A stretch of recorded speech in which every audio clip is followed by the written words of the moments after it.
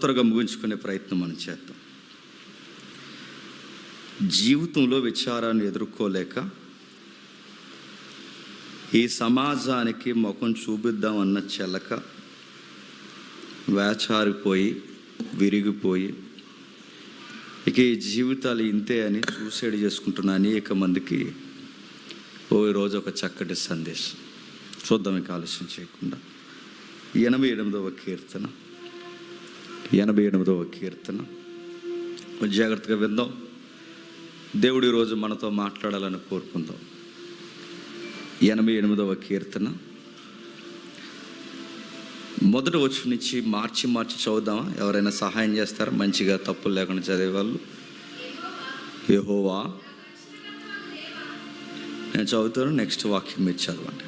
యెహోవా నాకు రక్షణకర్తయగు దేవా, రాత్రి వేళ నీ సన్నిధిని మొరపెట్టిన నాడు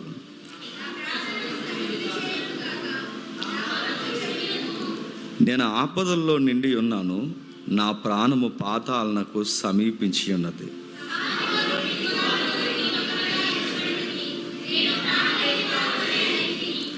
చచ్చిన వారిలో విడవబడి వాడినైతిని. నేను సమాధిలో పడి ఉన్నాను. హతులలో ఒకని వలె అయితిని. నీవిక సరిపవలెనని అయితిని. వారిని చేతుల నుండి తొలగిపోయి ఉన్నారు కదా.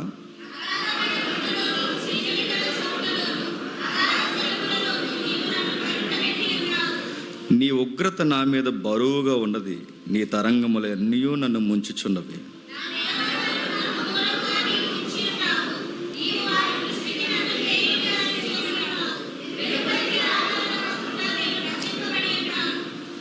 బాధ చేత నా కన్నులు క్షీణించి ఉన్నవి. యెహోవా, ప్రతిదినము నేను నీకు మొరపెట్టుచున్నాను. నీ వైపు నా చేతులు చాపుచున్నాను.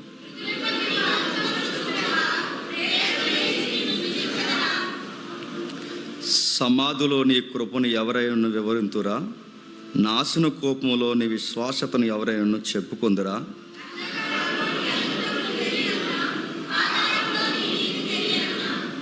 యెహోవా, నేను నీతో మనవి చేయుచున్నాను.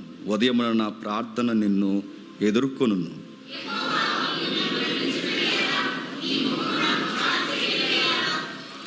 బాల్యము నుండి నేను బాధపడి సావునకు సిద్ధమైతిని. నువ్వు పెట్టు భయము చేత నేను కలవరపడుచున్నాను.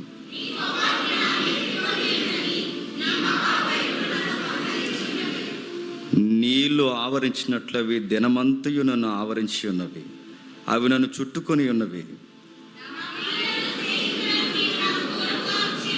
చీకటయే నాకు బంధువర్గం అని ట్రెడిషనల్గా ఇలా చదువుకుంటారు కీర్తనలు.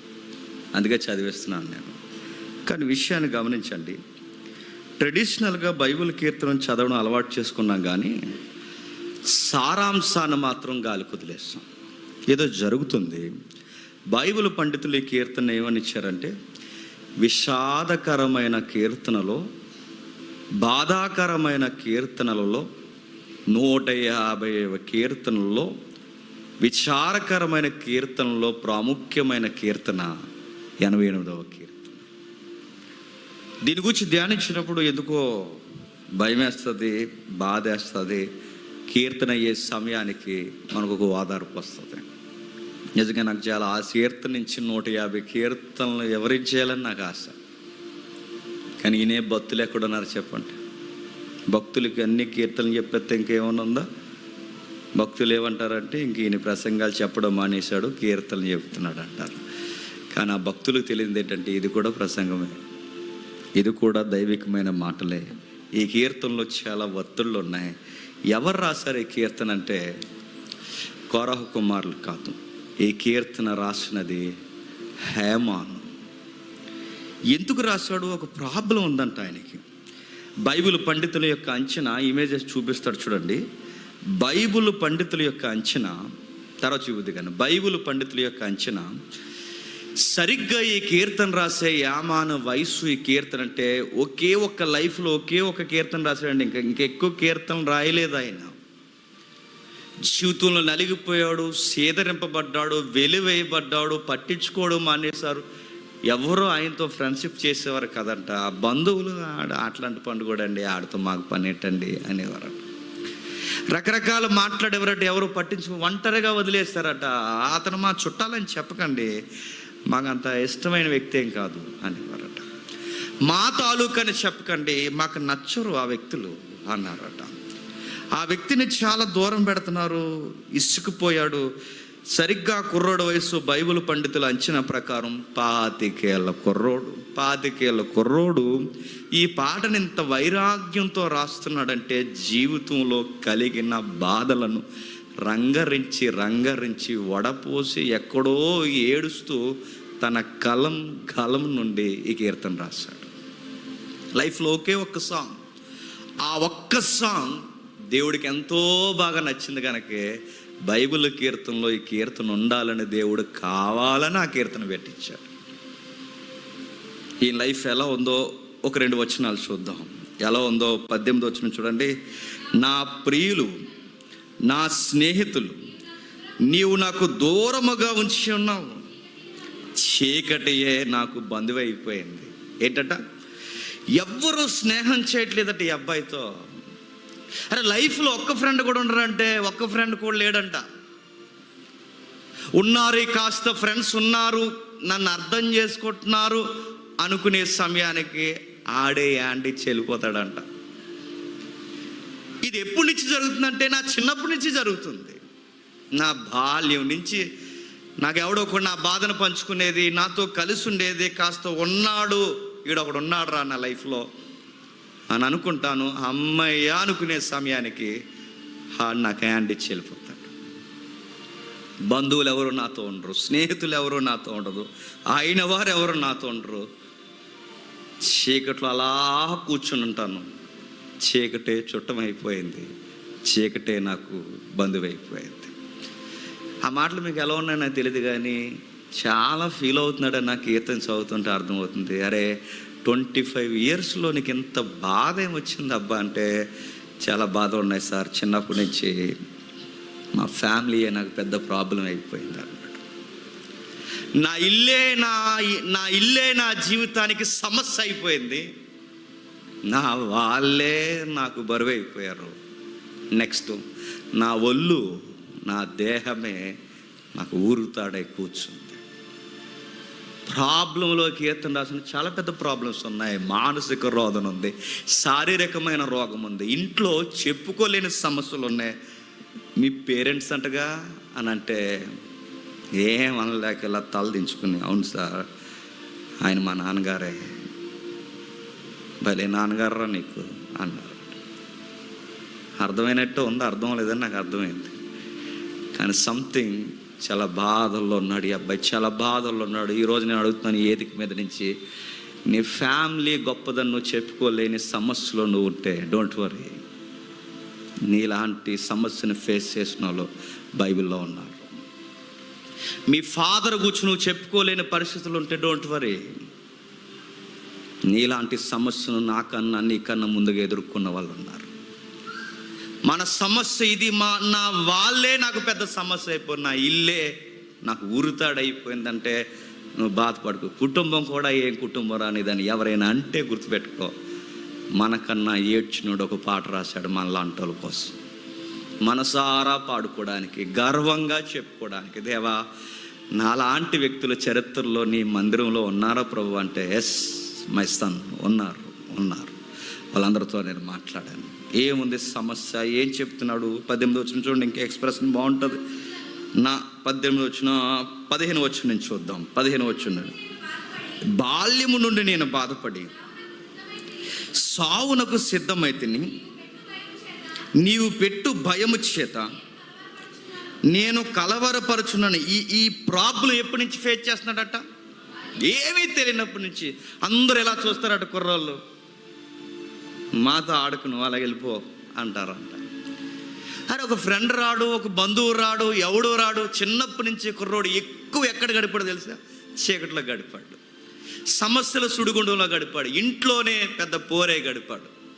25 కుర్రోడు హేమాను. హేమాన్ అంటే విశ్వాస నియమానికి సంబంధించిన వాడు. విశ్వాసం అయితే దేవుళ్ళు పుష్కలంగా ఉంది, కానీ చెప్పుకోవడానికి ఏ ఫ్రెండ్ లేడు. అదే ప్రాబ్లం. ప్రతి ఒక్కడికి ఎవడొక ఫ్రెండ్ ఉంటాడు చెప్పండి. నాకున్నారు క్లోజ్ సర్కిల్, వెనకాల ఒకరు ముందు ఒకరు ఉంటారు. ప్రతి ఒక్కరికి ఏదో ఒక ఫ్రెండ్ ఉంటారుగా, ఎవరొకరు ఫ్రెండ్ ఉంటారు. ఉండరా? మనకు బాధ అయిపోయింది అనుకోండి, వెంటనే వాళ్ళకి ఫోన్ చేసి ఇలా జరిగిందని, ఇలా జరిగిందిరా తమ్ముడు, ఇలా జరిగింది బావా, ఇలా జరిగింది మామయ్య, ఏదో చెప్పుకుంటాం కదా. ఇలా జరిగింది బ్రదర్ అని చెప్పుకోవడానికి బ్రదర్స్ ఎవరు లేరంట. ఇలా జరిగింది ఫ్రెండ్ అని చెప్పడానికి ఫ్రెండ్ ఎవరు లేడట. అసలు ఆ మనిషిని పట్టించుకునే వాళ్ళు ఎవరు లేరట. బాధ అయిపోయాడు. ఎంత బాధ వచ్చేసింది ఏంటి ఈ అబ్బాయికి. అసలు ఏంటి ఈయన సమస్య ఏంటి, ఏం సమస్య ఉందని ఎంత బాధపడిపోయాడు. ఇంకా రోదన వ్యక్తీకరిస్తున్నాడు. ఎంత సమస్య అంటే 8వ వచనంలో నా నెలవైన వారు నాకు దూరంగా ఉన్నారు. వాళ్ళు నాకు తెలుసు అని నేను చెప్పుకుంటాను, వాళ్ళు తిరగేసి వాళ్ళు అంటారు వాడెవడో మాకు తెలియదు. అంటే అందరూ నా వాళ్ళు అనుకుంటాను, కానీ వాళ్ళే మావాడు అనుకోరు. ఇది సార్ నా ప్రాబ్లం. ఇంకా కిందకి అంటున్నాడు, నీవు వారి దృష్టికి నన్ను ఎటకారం చేసేసావు ప్రభా, నాకు ఈ బాధల్లో అనిపించేస్తుంది ప్రభా. ఇవన్నీ నా లైఫ్లోకి నువ్వే అనుమతించేసావు కదా. బాధ ఎక్కువైపోయింది అనుకోండి, ఇంక చుట్టూ ఎవరు కనబట్టలేదు అనుకోండి, ఎవరి మీద పడిపోతాం తెలుసా? చెప్పండి. దేవుడి మీద పడిపోతాం. నువ్వు కూడా నన్ను పట్టించుకోవట్లేదు, నువ్వు కూడా నా వైపు చూడట్లేదు, అయినా నేను ఏడుస్తున్నా, నాకు ఎవ్వరు దగ్గర రావట్లేదన్నా. నువ్వు అనుమతించింది ఎవరు వస్తారు చెప్పు? నువ్వు అనుమతించట్లేదు. ఈ కీర్తన చదువుతుంటే నీకు ఎవరు గుర్తు రావాలి చెప్పినా? ఒక యోబు గుర్తు రావాలి. ఈ కీర్తన చదువుతుంటే ఒక దావీదు గుర్తు రావాలి. ఈ కీర్తన చదువుతుంటే యోసేపు గుర్తు రావాలి. ఈ కీర్తన చదువుతుంటే భక్తులు నలిగిపోయిన వారి జీవితాలు గుర్తు రావాలి. ఈ కీర్తన చదువుతుంటే ఎబ్బేజు గుర్తు రావాలి. ఈ కీర్తన అన్ని బాధలు ఉన్నాయంటే ఎంతమంది భక్తుల సమీకరణ కీర్తన. అందుకే విషాద గీతాలలో వరుస క్రమంలో ముందరసలో నిలబడే కీర్తన 88వ కీర్తన. ఏంటి ఈయన ప్రాబ్లం ఏంటి, ఏమైంది అసలు, ఏంటి ఈయన బయోగ్రఫీ ఏంటి, ఈయన ప్రొఫైల్ ఏంటి, ఈయన ఆధార్ కార్డు ఎక్కడుంది, ఎక్కడుంటాడు ఈయన, ఎవరి తాలూక, ఇంత బాధపడిపోతున్నాడు ఏంటి, ఎవరి తాలూక అంటే పేరు గొప్ప. చెప్పండి, ఊరు దెబ్బ అన్నట్టుంది ఆయన జీవితం. పేరు గొప్ప అంటే ఎవరు తాలిస్తారంటే ఒక పెద్ద ప్రవక్త గారికి మనవడు. ఒక పెద్ద ప్రవక్త మనవడా? అంత పెద్ద ప్రవక్త అంటే అవును, ఆ తరాలలో ప్రవక్త అన్నవాడు లేనప్పుడే ప్రవక్తకి పరంపర ప్రారంభించిన వాడు వాళ్ళ తాత. దీర్ఘదర్శి అన్న పదానికి పునాదేసిన వాడు వాళ్ళ తాతయ్య గారు. ఇంకా విషయం చెప్పాలంటే న్యాయాధిపతి, దైవ వక్త. ఆయన నిలబడితే రాజులు నిలబడేవారు, ఆయన ఎదురొస్తుంటే పెద్దలు భయపడిపోయేవారు. మా ఊరు వస్తున్నారేంటి సార్, మేమేమైనా సరి చేసుకోవాల్సి ఉన్నామని వాళ్ళ తాతయ్య గారిని అంత గౌరవించేవాళ్ళు. వాళ్ళ తాతయ్య గారి పేరు చెబితే అసలు వరుస క్రమం మొదలెడితే ఆయన పేరుతోనే మొదలు పెడతారు. వాళ్ళ తాతయ్య గారి పేరు సమూయేలు గారు. ఎవరు? సమూయేలు గారు మనవడు. ఈయన సమూయేలు గారు మనవడే. సమూయేలు గారి మనవడు అంటే ఎంత పెద్ద ప్రవక్త అండి. అలాంటి ప్రవక్త మనవడికి ఎంత కష్టాలేంటి. అందుకే అన్నాను పేరు గొప్ప, ఊరు దెబ్బ. ఏమైంది చూద్దాం. చిన్న రెఫరెన్స్కి మనకు బేస్ రెఫరెన్స్ కొన్ని చూద్దాం. మొదటి దినవృత్తాంతాల గ్రంథం 6వ అధ్యాయం, మొదటి దినవృత్తాంతాల గ్రంథం 6వ అధ్యాయం 33వ వచనం చూడండి. మొదటి దినవృత్తాంతాల గ్రంథం 6వ అధ్యాయం, ఈ ప్రకారము తన కుమారులతో కలిసి కహాతీల కుమారులలో గాయకుడగు హేమాను, ఇతడు సమూయేలు కుమారుడగు హేవేలునకు పుట్టినవాడు. ఎవరి తాలికట? ఏవేలు. సమూయేలు కొడుకుల్లో కొడుకు పేరేమంట? యోవేలు. యోవేలు కొడుకు ఎవరట? హేమాన్. అంటే సమూయేలు గారికి ఏమవుతాడట? మనవడవుతాడు. ఈయన మనవడని అడుగుతున్నాను. సమూయేలు గారి కేటగిరీ ఎలాంటిదండి? ఆ రోజుల్లో బాల్యము నుంచి దేవుడితో మాట్లాడిన ఒకే ఒక్క ప్రవక్త. ఆయన ఏ ఊరు వెళ్ళినా ఆ ఊరి పెద్దలు లేచిన సమూయేలు సార్, ఏంటి సార్ ఎలా వచ్చారు, మా ఊర్లో సరి చేసుకోవాల్సిన ఏమన్నా చెప్పండి సార్, మేము ఇదిగో మీకు లోబడుతున్నాం, మీరు చెప్పినట్టు మేము వింటాం. ప్రవక్తే కాదు, మీరు మాకు జడ్జితో సమానం. సమూయేలు తరం వచ్చిన తర్వాత చీడపీడ వదిలిపోయింది దేశానికి. సమూయేలు వచ్చిన తర్వాత పోకిరీలు మట్టుమాయమైపోయారు. సమూయేలు వచ్చిన తర్వాత హత్యాకాండలు తగ్గిపోయారు. సమూయేలు వచ్చిన తర్వాత దైవ భయము దేశానికి వచ్చింది. అంత గొప్ప ప్రవక్త. సమూయేలు వెళితే సౌలు లేచి నిలబడేవాడు. సమూయేలు వెళితే దావీదు లేచి నిలబడేవాడు. సమూయేలు వెళితే పెద్దలు నిలబడేవారు. సమూయేలు వెళితే ఆయన ఎక్కడుంటే అక్కడ గౌరవం. మరి ఇంత గౌరవం ఉన్న వ్యక్తికి మనవడే, ఈ మనవడికి ఏమైందంటే వాళ్ళ నాన్నే పెద్ద తలపోటు అయిపోయాడు. వాళ్ళ నాన్న ఎవరు? అక్కడ ఉన్నాడు. ఎవరు? ఏవేలు. వాళ్ళ నాన్నగారే తలపోటు. అంటే వాళ్ళ ఇల్లే పెద్ద సమస్య అయిపోయింది. వాళ్ళ ఇల్లే పెద్ద సమస్య అయింది. తన వాళ్ళే పెద్ద సమస్య అయిపోయారు. చివరికి ఆ బాధల్లో తన ఒళ్ళు రోగాలమయమైపోయింది. కళ్ళు లోనకపోయాయి, ఎముకలు అంటిపోయేలా శరీరం కుసించుకుపోయింది. తెలియని ఏదో రోగం వచ్చింది. అంత డిప్రెషన్లోకి వెళ్ళిపోయాడు. ఎక్కువ ఫీల్ అయిపోయాం అనుకోండి, కొత్త రోగాలు వచ్చేస్తాయి మనకి. అందుకే ఏదైనా ఎంతవరకు బాధపడాలో అంతవరకే బాధపడాలి. ఇక ప్రపంచంలో ఎవరికే బాధలు లేవు, నాకే బాధలు ఉన్నట్టు బాధపడితే ఇంకంతే, ఇంక అయిపోతాయి. ఒకటే బాధ. చాలామంది ఫీల్ అవ్వండి, కానీ ఎంతవరకు ఫీల్ అంతవరకే. ఇంకెక్కువ ఫీల్ అయిపోయాం అనుకోండి, కళ్ళు లొట్టలైపోతాయి, లోపలికి పోతాయి, డిప్రెషన్లోకి వెళ్ళిపోతాం. అదో మానసికమైన రుగ్మత వచ్చేస్తుంది. ఈ విషయం నేను లైవ్లో చెప్పొచ్చో లేదో, మాకు తెలిసిన ఒక కుర్రగాడు వాళ్ళ ఆవిడ ఏదో మోసం చేసిందట. అది ఆడికి తెలిసిపోయింది. తెలిసిపోయి చాలా డిప్రెషన్లోకి వెళ్ళిపోయాడు. ఫీల్ అయిపోయాడు. నన్ను ఇంత నిజాయితీగా ప్రేమిస్తుంటే నన్ను ఇలా చేసింది ఏంటని ఆడు బాగా ఫీల్ అయిపోయి వచ్చిన వాళ్ళందరినీ అంటున్నాడట, గడ్డం బాగా పెంచేశాడు, జుట్టు బాగా పెంచేశాడు. ఇదో దరిద్రం అండి, బాధ ఉంటే గడ్డం పెంచేస్తారు ఏంటో, మరి ఫ్రీగా వస్తుంది అనుకుంటారు ఏంటో. పెంచేశారు. వాళ్ళు వచ్చిన తర్వాత వచ్చాక అందరిని అడుగుతున్నాడట, ఎవరు మీరు, భోజనం చేస్తారా అంటున్నాడట. వచ్చిన వాళ్ళందరికీ మెంటలో చెప్తుంది, ఏంటి ఇలాగైపోయాడేటంటే వచ్చిన వాళ్ళందరినీ అడుగుతున్నాడట, ఎవరు మీరు అంటున్నారట. డిప్రెషన్లో డిస్టర్బెన్స్ అయిపోయాడు. అంత డిస్టర్బెన్స్ అయిపోవాల్సిన అవసరం వచ్చింది. అలాంటి వంకరేసలు ఎత్తే పని చూసుకో. ఎందుకంటే నేను స్వచ్ఛంగా నీతిగా నేను ప్రేమిస్తున్నాను. నువ్వు స్వచ్ఛంగా లేనప్పుడు, కుదరలేనప్పుడు నీకు నచ్చినట్టు నువ్వు జీవించు. నేను నిన్నేమి అన్ను. అంత డిసిషన్ ఎందుకు తీసుకోలేకపోయాడు? బహుశా ప్రేమను బట్టి తీసుకోలేకపోయాడేమో, ఇబ్బంది పడ్డాడు. సరే, ఏది ఏమైనా మనకు అర్థమవుతుంది. ఎక్కువ ఫీల్ అయితే ఏమవుతారంటే బాధల్లోకి పోయాడు బాధలోకి. దేని వల్ల ఎంత బాధపడిపోయారు ఏమనగారంటే, మా నాన్నగారండి, మా నాన్నే చేశాడండి అంతా. ఏం చేశాడు?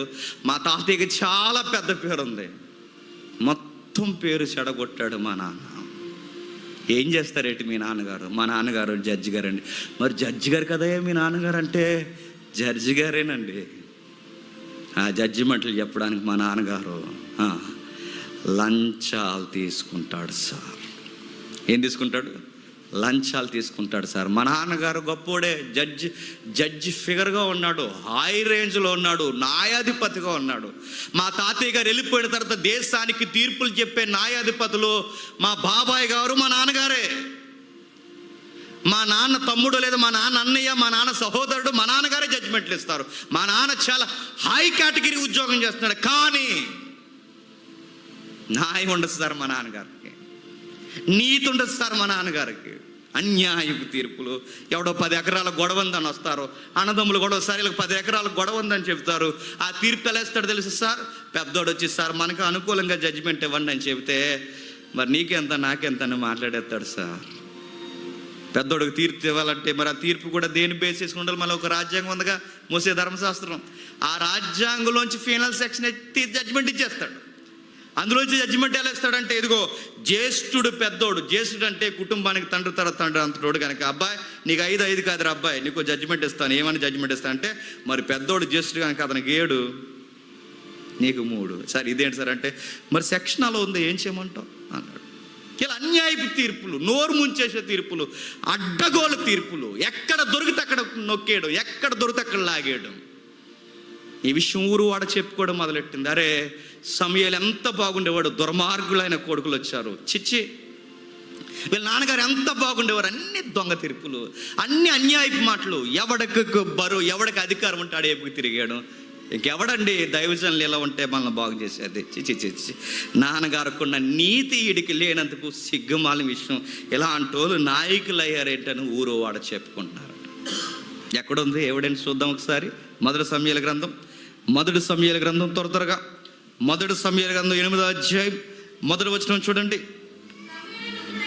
సమూయేలు గారు వృద్ధుడైపోయినప్పుడు తన కుమారులను ఇశ్రాయేలు మీద న్యాయాధిపతులుగా నియమించను. అతని జ్యేష్ఠ కుమారుడి పేరు యోవేలు. చూసారా, జ్యేష్ఠ కొడుకు పేరు యోవేలు. సమూయేలు చనిపోతున్నప్పుడు దేశానికి జడ్జిని చేసి చచ్చిపోయాడు. ఆ జడ్జిమెంట్లో ఏమిస్తున్నాడట,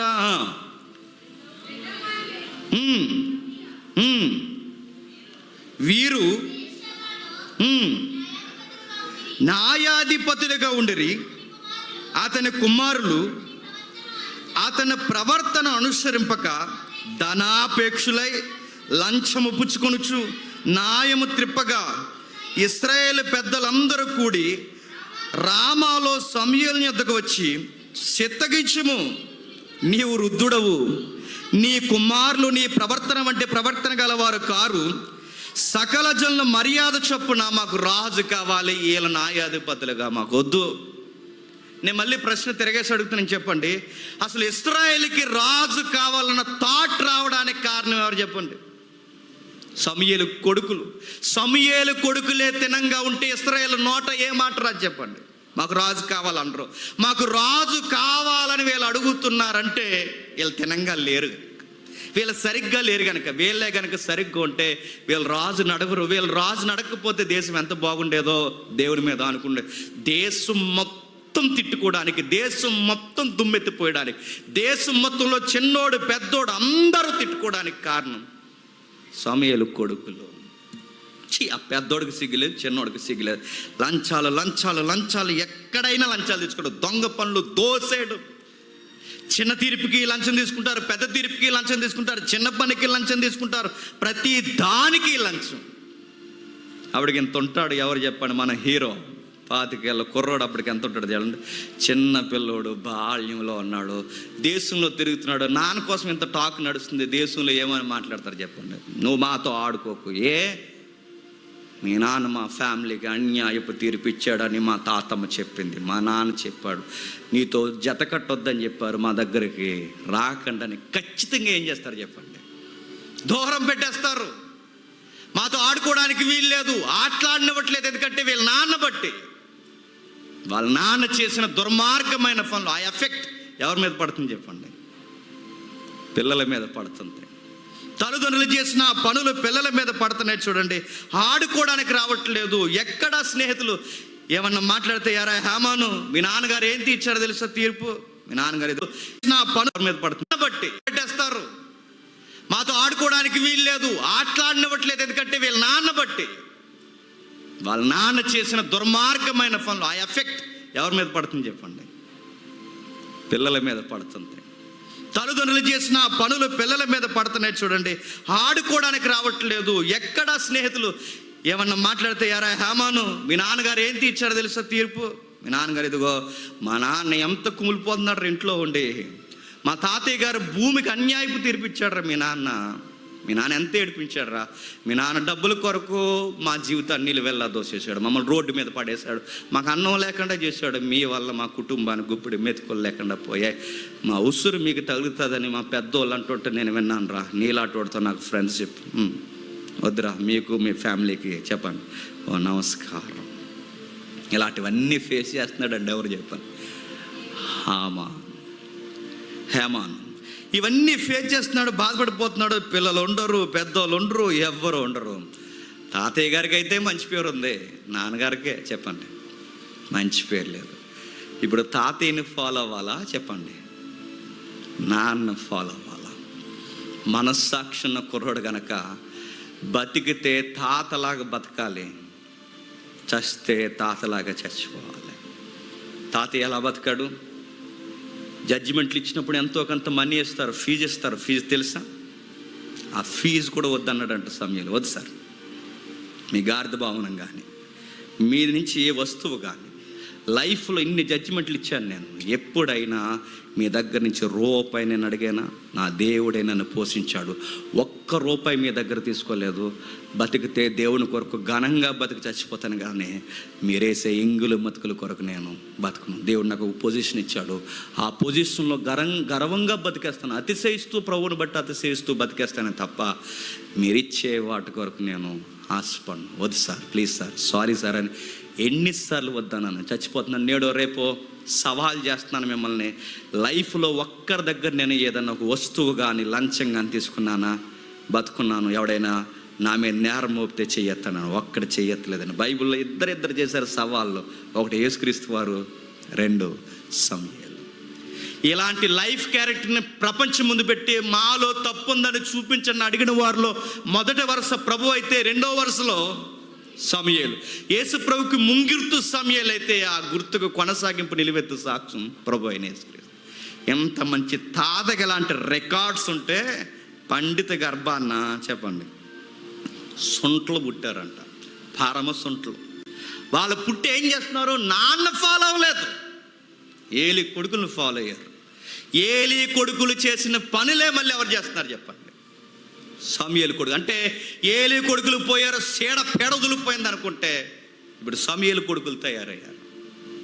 ఏమైపోవాలి? అందరూ తిట్టుకోవడమే. ఏంటి కొంత తేడాగుంటారంట మీ నాన్నగారు, అంత డబ్బు పిచ్చంట, రకరకాలుగా ప్రవర్తిస్తారట, బేర్షబాలు అందరూ చెప్పుకుంటున్నారు, ధనాపేక్షలట, పెద్దలు కూడా మాట్లాడుకుంటున్నారు మీ నాన్నగారు వల్లేనంట ఈరోజు మనకు రాజుల చరిత్ర వచ్చిందంట. చిచి బాధపడిపోయాడు. సార్ నాదేముంది సార్, మా నాన్నగారు తప్పు చేస్తారు, మా తాతయ్య మంచిగా అంటే చాలే, మీ నాన్నకే కదా పుట్టావు నువ్వు, వెళ్ళు అంటున్నారట. బాధ వేసేసింది, ఇబ్బంది పడేస్తారు. ఏడ్చేశాడు. ఎంత ఏడ్చాడంటే, దేవా ఏడు ప్రభా నా లైఫ్.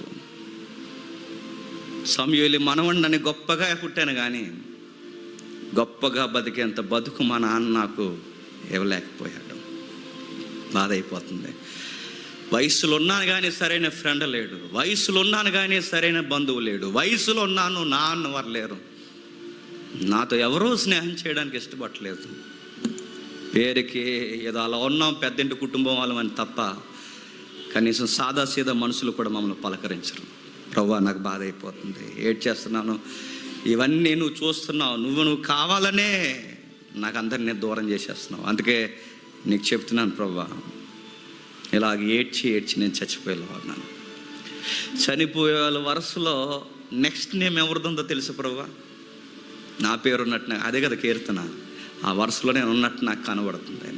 పాతాళానికి పోయే జాబితాలోనే ఉన్నట్టు కనబడుతుంది. అయిపోయింది, నా లైఫ్ అయిపోయింది. రోజు ఏడ్చి నా కన్నులు లొట్టలైపోయాయి, నా శరీరం కుసించిపోయింది, ఏదో రోగం వచ్చేసింది. ఈ రోగం నన్ను మింగేసేలా ఉంది.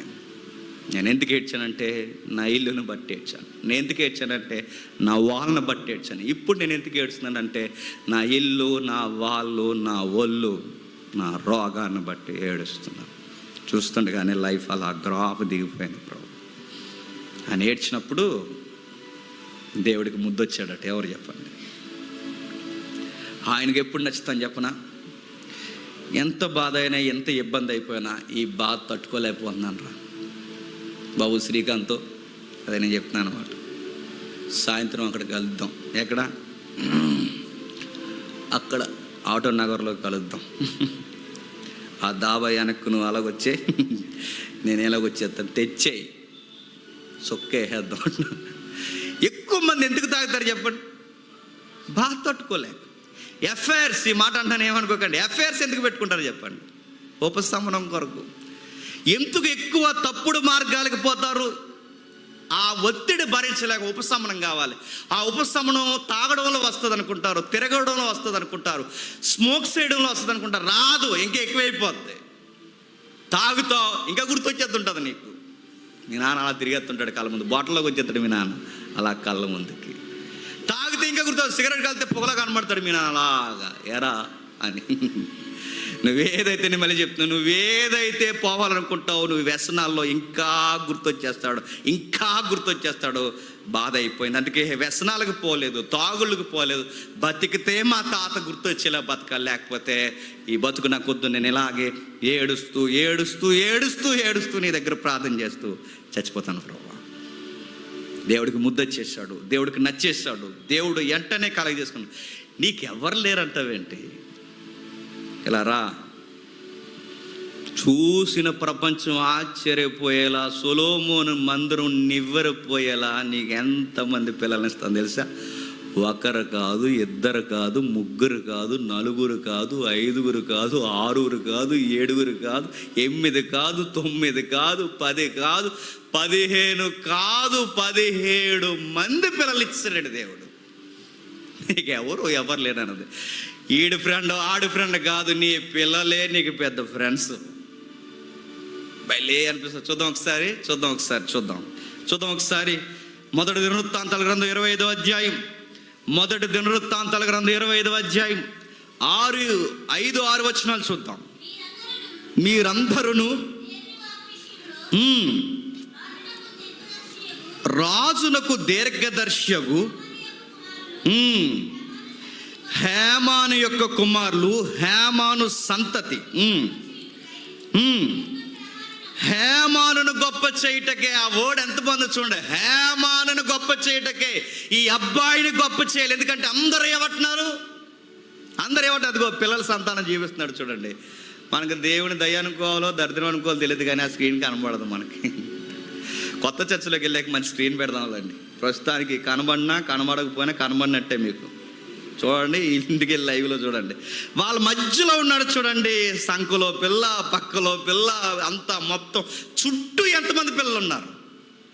ఒక బెటాలియన్ అన్నట్టు ఉన్నారండి. నాకు ఫ్రెండ్స్ లేరు ప్రభు అంటే, ఎవరన్నారు నీకు ఫ్రెండ్స్ లేరని? 17 మంది ఉన్నారు నీకు. నా బాధను అర్థం చేసుకున్న లేరు ప్రభు అంటే, ఎవరన్నదే? నీకే ఇచ్చాను బంతు లాంటి బహుమానం. చెప్పుకో వాళ్ళతో. ఆడుంటే కొన్ని రోజులు ఉండిపోతాడు, ఈడుంటాడంటే కొన్ని రోజులు పోతాడు, ఈడుంటాడంటే ఇన్ని రోజులు. ఎవడు ఎక్కువ రోజులు ఉండరు. హేమాను నువ్వు చూస్తున్నాగా, బాలి నుంచి ఈడుంటాడనుకున్నా ఆడిపోయాడు, ఈడుంటాడనుకున్నా ఈడిపోయాడు, ఈముంటుంది అనుకున్నా అందరూ పోయారు. ఎవడైనా ఎక్కువ రోజులు నీతో ఉంటుంది. అందుకే ఇంకెప్పటికీ నేను వదలని ఒక పేగు బంధాన్ని నీకు ఇస్తున్నాను.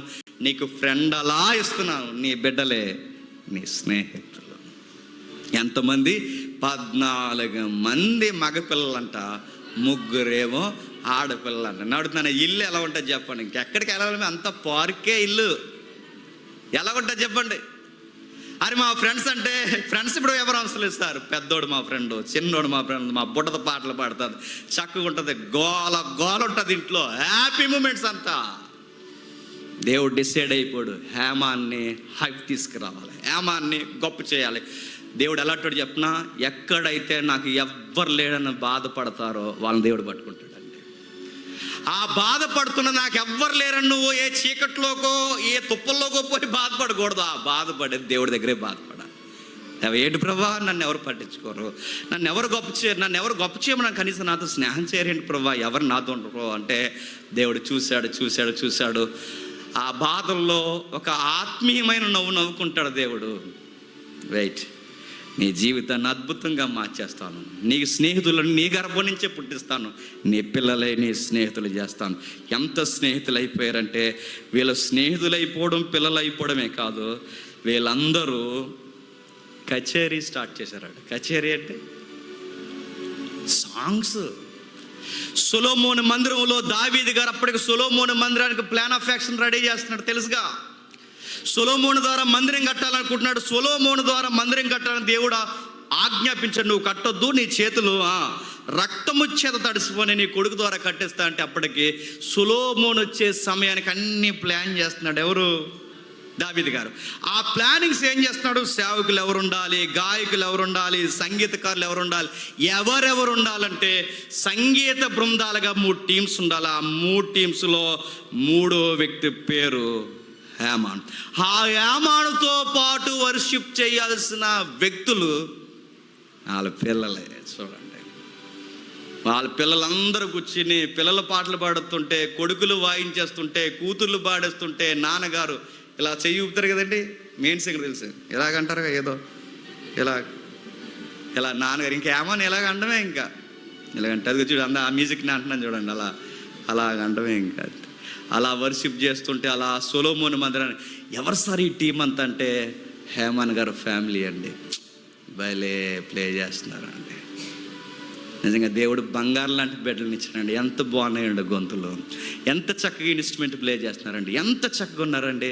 బ్లెస్డ్ ఫ్యామిలీ అండి ఆ ఫ్యామిలీ. ఒకప్పుడు అదే ఫ్యామిలీని ఏమన్నారు చెప్పండి, గేలి చేశారు, ఎట్టకారం చేశారు. ఇప్పుడు అదే ఫ్యామిలీని సొసైటీ ఏమంటని చెప్పండి, వాళ్ళు వర్షిప్ చేస్తుంటే అలా లీలమైపోతామండి. ఆ ఫ్యామిలీస్ ఉండాలండి సంఘంలో. ఏ ఫ్యామిలీని బట్టి నిందింపబడ్డారు, ఇప్పుడు అదే ఫ్యామిలీ సంఘానికి కీలకమైన పాత్ర అయిపోయింది. భలే అనిపిస్తుంది. ఇంకా మీరు చూడండి, ఆ మొదటి వచనం రండి, 25వ అధ్యాయం మొదటి వచనం రండి. ఇప్పుడు ఇమేజెస్ చూపిస్తాడు. సైన్యాధిపతులను మరియు దావీదు సైన్యాధిపతులను, ఆసాపు, హేమాను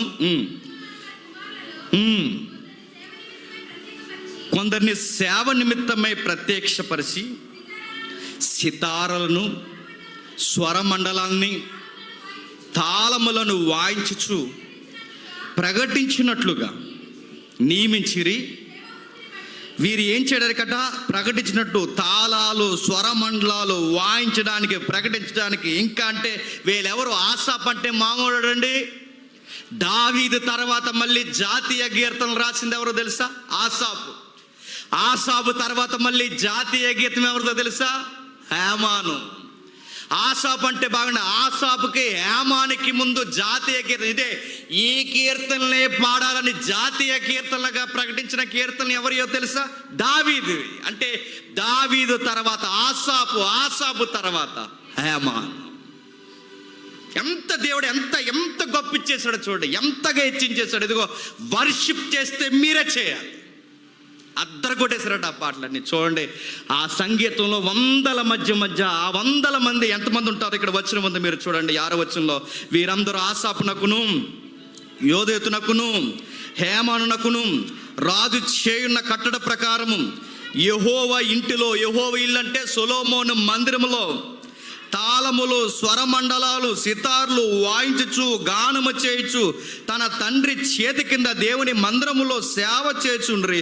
యెహోవాకు గానము చేయుటలో నేర్పు పొందిన తన సహోదరులందరితో కూడా ప్రావీణులైన పాఠకులు లెక్క 280 మంది. అందులో ఎక్కువ ఫిగర్స్ ఎవరు ఉంటారు చెప్పండి, మన ఫ్యామిలీ ఉంటుంది. ఇప్పుడు చెప్పండి, ఆ రోజుల్లో గొప్ప ఉద్యోగం ఉండదు. మూలకు పోయి ఏడుస్తున్నాడు, చీకటే నాకు బంధువు అన్నాడు, నాతో ఎవ్వరూ స్నేహం చేయడం అన్నారు, నాతో ఎవ్వరు ఉండరు ప్రభువా, నాకు బంధువులు ఉండలేదు, ఎవరు ఉంటారు, చివరికి రోగాలు వచ్చి నేను నశించిపోయేలా ఉన్నాను. ఎంత బాధ అయిపోయింది, నా పుట్టికే నాకు నచ్చనంత బాధ అయిపోయింది.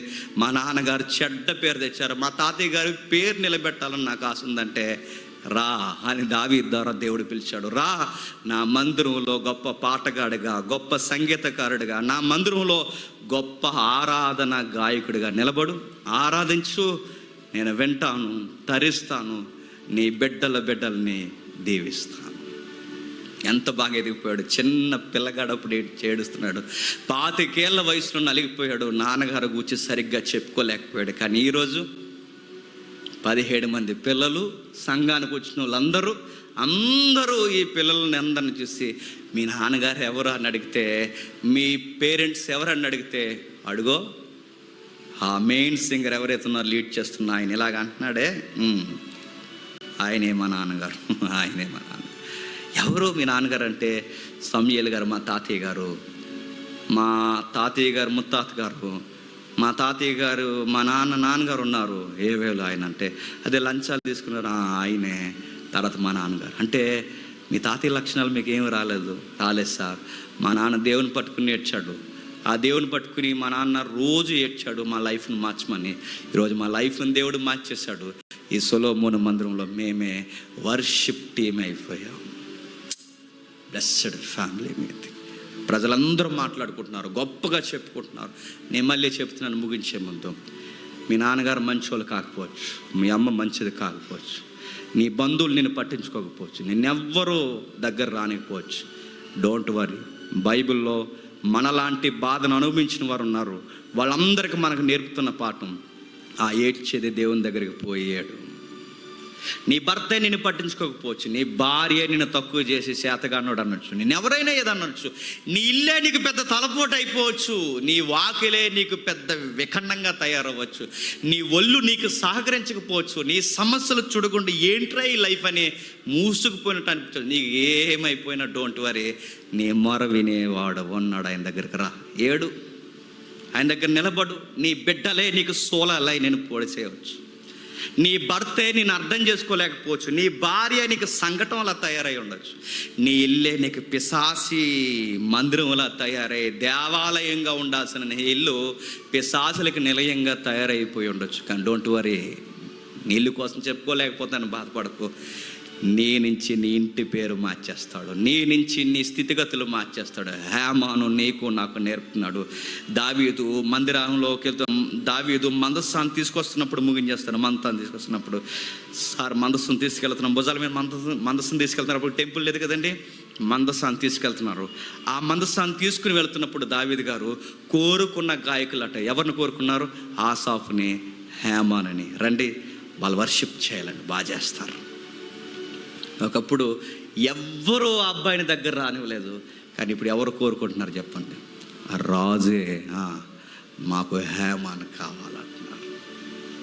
దేవుణ్ణి పట్టుకుంటే మనకు అలా ఉంటుంది చెప్పిన, తృణీకరింపండి మనమే చెప్పండి, తలకే చెప్పండి మూలరాయి అవుతాం. ఒకప్పుడు ఎక్కిరింపబడిన మనమే అనేకులకు చెప్పండి ఎక్కిరించు వాళ్ళకి అన్నం పెట్టేంత స్థితికి మనం వచ్చేస్తాం. దేవుణ్ణి పట్టుకోండి. మీరు ఇంటికి వెళ్ళిన తర్వాత మీకు ఓపుకుంటే ఈ వేలో మీరు స్టడీ చేయండి. యోసేపు గారి ఫ్యామిలీ ఏమైనా గొప్ప ఫ్యామిలీయా? వాళ్ళ నాన్నగారి పేరు మోసగాడు, వాళ్ళ అమ్మగారు పెద్ద అమ్మగారు ఉన్నారు, చిన్న అమ్మగారు ఉన్నారు. వాళ్ళ నాన్నకి ఇద్దరు, ఆయనకి ఇద్దరు. వాళ్ళ కొడుకులు వాళ్ళ అన్నయ్యలు ఒకడు మాట వింటాడు, ఒకడు మాట విండు. వాళ్ళ చెల్లి ఉంది దేనా, ఆ అమ్మాయి మీద రేప్ కేసు ఉంది. వాళ్ళ ఫ్యామిలీ ఏమైనా బాగుందా? ఒక్కరు బాగున్నారని చెప్పండి. వాళ్ళ ఫ్యామిలీలో ఆ గాదు కూడా ఏమో కట్లపాములు అంటాడు, ఆ రూబేన్ కూడా ఏమో చిన్నమ్మతో ఎఫ్ఐఆర్ పెట్టుకున్నాడు. ఒక్కడు సరైనడు ఉన్నాడా? కానీ యోసేపు దేవుని పట్టుకున్నాడు. ఫ్యామిలీ మ్యాటర్స్ అన్నీ పక్కకు తోశాడు. యోసేపుని దేవుడు హైలైట్ చేసి పడేస్తాడు. నేను అదే అంటున్నాను, నేను ఈ ఫ్యామిలీలో ఎందుకు పుట్టాను, నేను ఎక్కడ ఎందుకు పుట్టాను, నా లైఫ్ ఎలా అయిపోయిందని నువ్వు కించపరుచుకుని ఆత్మహత్యల మాటలు నువ్వు తెచ్చుకోకు, సూసైడ్ థాట్స్ తెచ్చుకోకు. నేను ఎక్కడ పుట్టినానని నిశ్చించే దేవుడు నాకు ఉన్నాడు. నేను నమ్మిన దేవుడు నా చుట్టూ ఉన్నవారు ఎలాంటి వారైనా, నాకు పేరునికి కలిగిన వారు కాకపోయినా, నన్ను అనలేక నా వెనకాలన్న వారిని చూపిస్తూ నన్ను ఇచ్చే సమాజం రోజు రోజుకి ఎక్కువైపోయినా నేను బాధపడను. నన్ను బాధ పెట్టేవారే సిగ్గుపడేంతగా దేవుడు నన్ను హెచ్చిస్తాడు. దావీదు ఫ్యామిలీ మీరు చూడండి. దావీదు గారు అన్నయ్యలు తినవంగా అర్థం చేసుకున్న అన్నయ్యలండి. దావీదుని ఎవరైనా గౌరవించారా? దావీదు అన్నయ్యలందరూ మిలిటరీలో జాబ్ చేస్తున్నారు, ఆ చిన్న పిల్లగాడిని మాత్రం అడవులకు పంపించేశారు. అంటే పెద్ద ఇంట్లో లెక్కున్న మనిషి ఏం కాదు దావీదు గారు, గుర్తుపెట్టుకోండి. అయినా ఆ దావీదునే దేవుడు కోరుకున్నాడు. ఈయన మాట్లాడుతున్నాడు 88వ కీర్తన, చదువుకుని ముగించేసుకుందాం. ఏమంటున్నాడో చూడండి. 88వ కీర్తన మొదలు వచ్చి నుండి, యెహోవా నా రక్షణకర్తయగు దేవా, రాత్రి వేళ నీ సన్నిధిని మొరపెడుచున్నాను. నాకు ఏడుపు వచ్చేస్తుంది, నీ సన్నిధిని మొరపెడుచున్నాను. నా ప్రార్థన నీ సన్నిధిని చేరునుగాక. నా మొరకి చెవియొగ్గు. దేనికోసం మొరపెడుతున్నావు? మా ఫ్యామిలీ మంచిది కాదు, దాన్ని బట్టి నాతో ఎవరు స్నేహం చేయట్లేదు. ఇదిగో నేను ఆపదల్లో పడి ఉన్నాను, నా ప్రాణం పాతాళానికి సమీపించున్నది. నీ సన్నిధిలో దిగువారిలో నేను ఒకనిగా ఎంచబడుతున్నా. నేను త్రాణలేని వాని వలె అయిపోతున్నాయి. ఏమైపోతాను ప్రభువా? నా కన్నులు ఎలా ఉన్నాయో చెబుతున్నాడు చూడండి. 9వ వచనం, నా బాధ చేత నా కన్నులు క్షీణించున్నవి.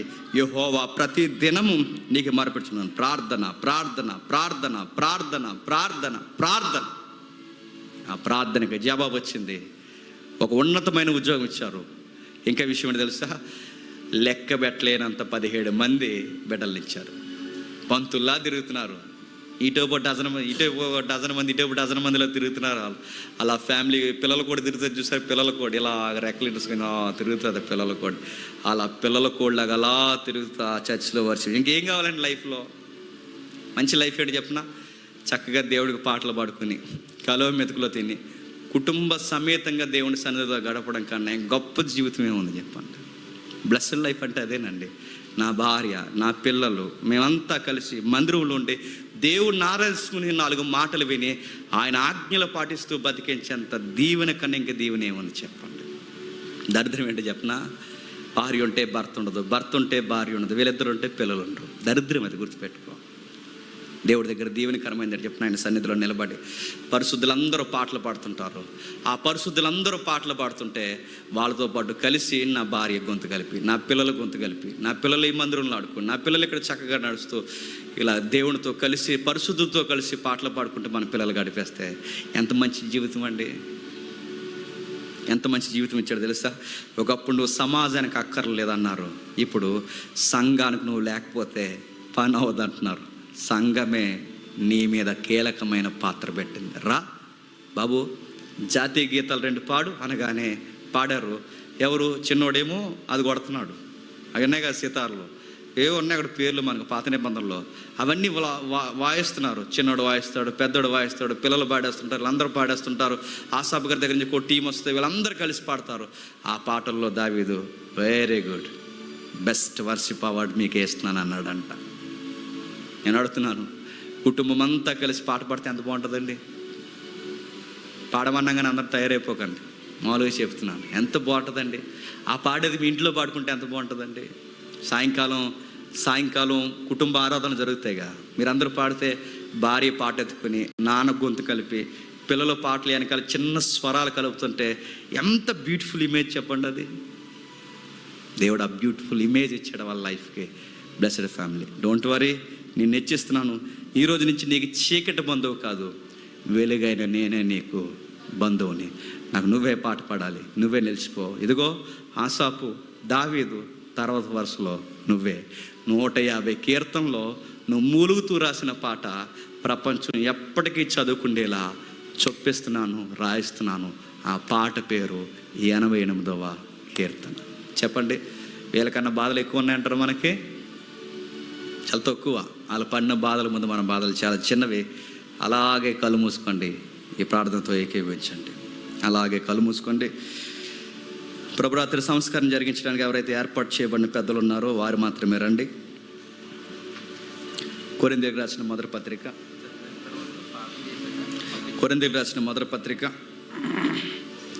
11వ అధ్యాయం నేను చదువుతున్నాను, చూడండి. మన నిబంధన నేను చదువుతున్నాను, ఒకసారి మీరు అందరూ అలాగే మోకరించగలిగిన వారు మోకరించండి, నిలబడగలిగిన వారు నిలబడండి.